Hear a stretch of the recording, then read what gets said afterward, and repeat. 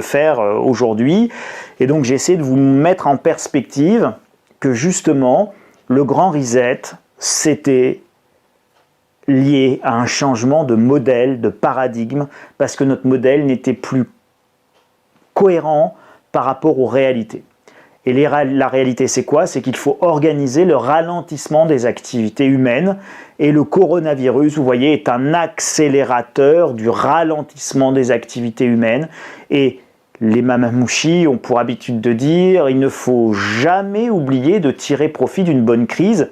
Et nous sommes exactement là-dedans avec cette histoire de coronavirus. Évidemment, on en profite pour ralentir les activités humaines.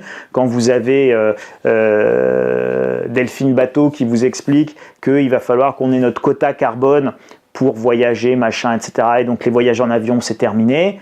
Vous voyez bien qu'il y a là une organisation volontaire du ralentissement des activités humaines. Donc il faut comprendre quel est le mobile.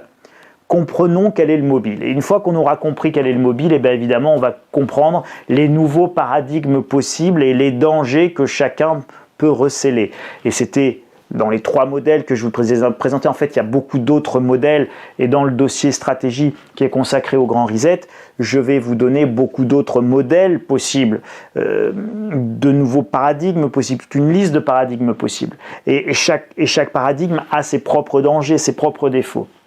Il faut après comprendre évidemment la logique temporelle du grand reset, c'est-à-dire quand. Encore une fois, mardi 15 juillet à 7h45, un peu plus tôt ou un peu plus tard. Et donc, quelle est la dynamique de ce grand reset?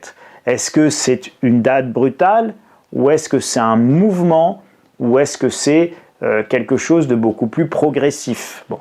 Et puis évidemment, on va définir les stratégies patrimoniales et d'anticipation qui vont vous permettre de mieux vous organiser à titre personnel, à titre professionnel, à titre patrimonial, à titre familial, par rapport aux grands changements qui arrivent, parce que ce grand reset, il est en route, il est en marche.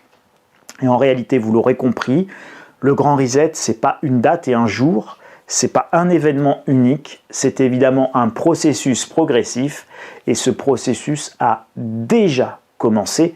Et c'est pour ça qu'en fait, on vous en parle maintenant beaucoup, même dans la presse, le mot sort, le terme sort, et c'est pour ça que sur le site de Davos, eh bien, c'est vraiment quelque chose d'incontournable. Voilà, c'est le forum de Davos consacre maintenant quasiment la totalité de ses propos, de ses conférences, de ses actions à la thématique du grand reset. Il n'y a pas que la directrice générale du FMI qui en parle. Christine Lagarde l'a évoqué sans utiliser le mot en disant que tout allait radicalement changer.